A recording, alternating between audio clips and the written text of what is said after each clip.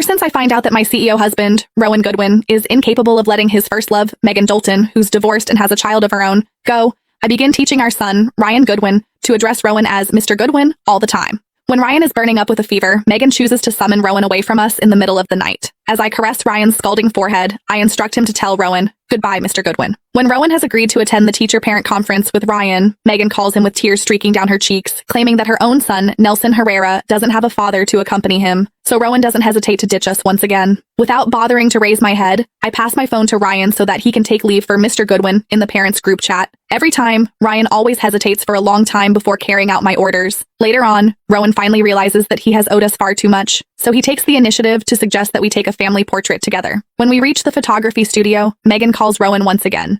Her sobs can be heard drifting from the loudspeaker. Rowan, can you please come over and pick Nelson up from school? The children at the kindergarten keep making fun of him for not having a father. Pity crosses Rowan's expression immediately. He's about to crouch down and explain to Ryan when the latter just waves airily at him without me having to nudge him. It's fine, Mr. Goodwin. You should accompany the other child.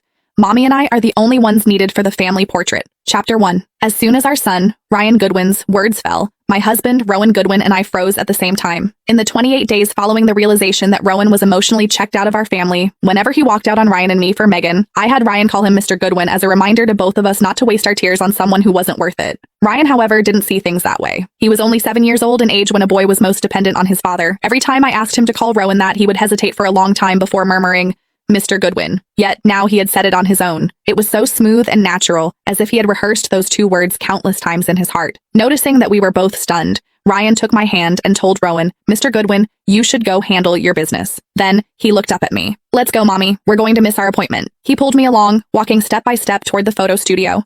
Rowan was the one who suggested the family photo to make up for missing Ryan's parent-teacher meeting, and Ryan had been looking forward to it for half a month. I followed him stiffly. My chest felt so tight and heavy, like a boulder was crushing it, and I just wanted to cry. Rowan's affair came to light by pure chance. He had gone to celebrate Megan Dalton's son, Nelson Herrera's, birthday, and when he came home, he forgot the receipt in his pocket, a family ticket for 3 to Starlight Studios. On Ryan's 6th birthday, he had made a wish for all of us to go to Starlight Studios to see his favorite Minions. Rowan had called it childish and rejected the idea without a second thought. Yet, only a few days later, he went there with Megan's son. I found Megan's post on Rowan's phone. The most magical place must be visited with the best daddy. The photo attached was a picture of Rowan and Megan holding the child between them. Megan was his first love, who was now divorced and had a child of her own. That night, Rowan and I had the worst fight we had ever had. I insisted on taking Ryan and getting a divorce.